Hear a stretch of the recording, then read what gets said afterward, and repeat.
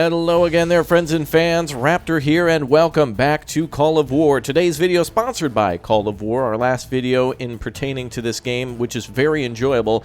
If you'd like to check out our link down below in the description, you can get access to that one and get yourself a bunch of premium and also some coin to spend in the game as well. 20,000 gold to be precise, thanks to them for sponsoring today's video yet again. We're launching our attack on Italy here today, and though I'm not playing the game as much anymore, I wanted to show you some highlights from our last kind of attack that we had done in order to get it on camera to show kind of a full-scale invasion. Here we're launching some aircraft and some troops to get ready to invade northern Italy. Our allies Spain, France, the United Kingdom, Sweden, and myself as Germany are here, as well as a few other, I guess, forces that have agreed to stay out of the fight.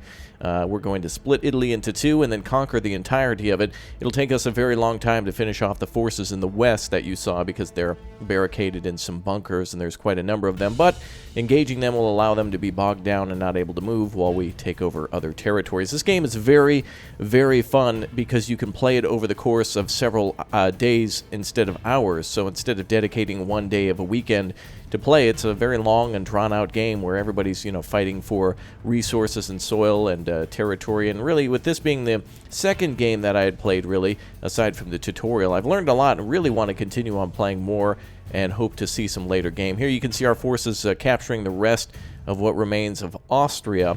And we've pretty much taken over everything there, including Vienna. Just one more territory remains for us to push our borders to Poland, Romania, and then, of course, Greece in the south. That is finishing off Yugoslavia. Eventually, we'll kind of launch an invasion on Greece. We'll see here to see some major scale operations. Though it is still early game, a lot of the bigger players are starting to already form, as everything seems to be formed around coalitions and alliances on who you attack and who you don't. It does take full effort of a team in order to really conquer a destination or something like that. So let's go ahead and see what happens here with our forces pushing into northern Italy. Our forces will then start taking over territories that are just unprotected, and boom, you can see quite a bit of success already. This is, of course, taking place over the course of several days, so it's not just like it took 20 seconds or 20 minutes. It's really more like the course of like 20 hours. So if you're on Italy's side, you have a chance to fight back, but our forces were able to gain a lot of ground immediately. Looks like Italy had forces in the east, and that our army will finish off, and then forces in the west. Looks like they've already gobbled up some of the French forces that went in there, as well as some of the British forces, so we're kind of just seeing things take place over time. This is really interesting to see in kind of a slideshow mode.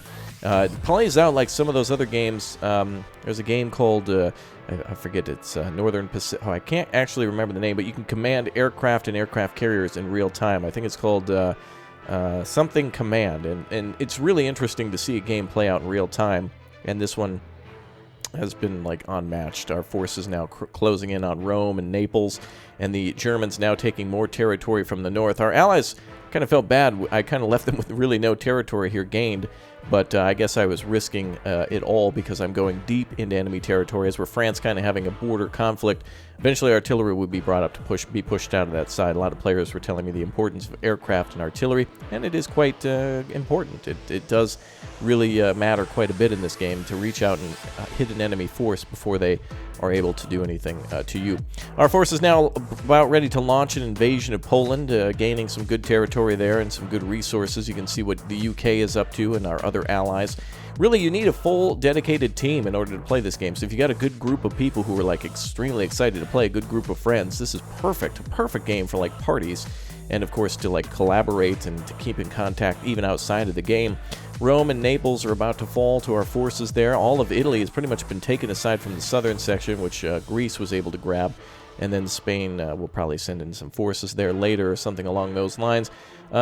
Sweden there is ready to rock to go into Warsaw. We can also cut it in half down the middle and top to bottom Krakow, and all the way down to the south from Warsaw all the way down. So a lot of good resources there. We wanted to just see a war here kick off early, as we're playing in accordance to the 3-episode timeline that we had.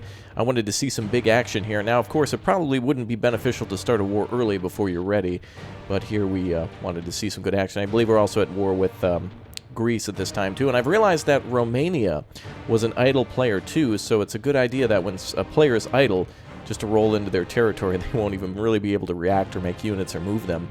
too much, so you'll be able to go in unless they have units on the border. But I did learn a lot about the importance of tactical bombers, artillery. Haven't had much of a naval fight in the game yet. Germany doesn't really get much of a navy, nor did I need it, because I wasn't really near any sort of naval enemy at the time. I was protected by Sweden and invaded Denmark as well, and then of course the UK there, and also Spain kind of covered all the flanks. So really, my job was mostly to be big military. Here we are. Our forces then will be launched into an attack then on... looks like we're going to go into Greece now and fight back and forth. So there's a lot of troops there on the Greek border. Well, there we go. We've ordered some attacks then into those territories. So boom, there you go. You've now seen the initial start of the war for Greece, which should be pretty cool as well. Really nice to be able to see aircraft flying around too. You can do a lot of recon. It only takes like 20 minutes to launch a recon aircraft and peek at your borders, which is super helpful, because if you see the enemy coming, then you've got a matter of hours to prepare for it.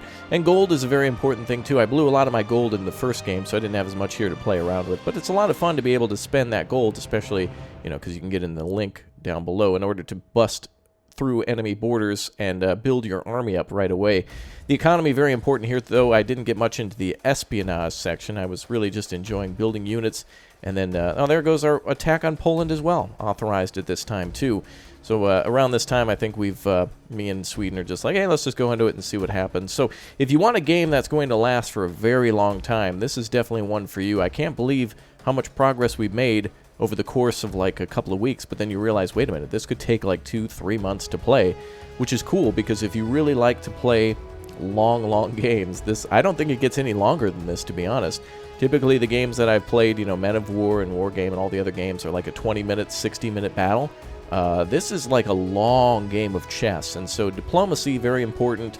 Research, very important. Espionage, very important. Of course, I just wanted to build units and see them move across the map to kind of see what I could do and how fast they would move. Obviously, there's a difference between mechanized and motorized units in the game. Those become more apparent as you get later into the battle, which is broken down into days. So day 1 versus day 5 versus day 10 all have different units that you can research. And of course, you can't research everything at once, so you got to be very picky and choosy about what you do. So it's quite interesting. So anyway, jumping back then to our look at Italy, Italy and Greece, you can see how the borders have changed. So now we're just kind of jumping back in time. This is before the invasion was launched, and you can see how everything is basically starting to grow. You can see all the different coalitions forming. Most players seem to be focusing their eyes to the east. It's based off of where AI players are too. People are a little bit more open to attacking AI players because they're more isolated, and of course to grab resources that you need. And I've learned a lot about gaining resources and making sure that you build production buildings on top of territories that are producing what you need. Obviously, if you need a lot more food, then it's beneficial to put a factory there. Factory complex will make a lot more resources, and they're, again, a very difficult game to master, but very easy to learn. And with a lot more practice and many more games, I could see myself succeeding a lot more in a game that is a little more friendly. This one, of course, everyone wants to be hostile and get that territory and be on camera, including myself. Big old Germany looking pretty sweet when it's growing. But when you're playing a long-term game that you plan to win, I think everything's going to be a lot more strategic. Additionally, my friends and I were just goofing around, including like going to Iceland. Spain was invading Iceland for whatever reason, and others were just producing militia versus soldiers and see how they would be effective and such in the battle. But there's all the other players on the map too.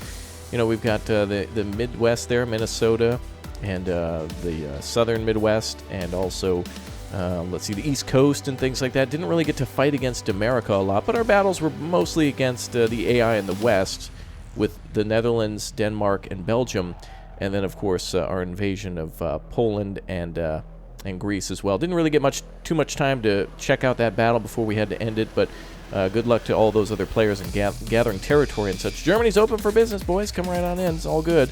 We've got medium tanks there for the Greeks as well, so I'm pulling back to the capital to use our artillery as kind of a shield, as a kind of a come-at-me-bro situation. But here's where I'm finally realizing that, wait a minute, looks like Romania is wide open, so we'll just kind of advance a little bit to the east because the player is not really there. So otherwise, very good game. I want to play it more. I hope there's more games such as this one to download and try. Some of you were saying, mentioning other games as well. I think Call of War is a very good initial start for me, knowing a lot more about World War II to get started here initially. But thanks to them for sponsoring our videos, and I'll see you guys soon. Goodbye.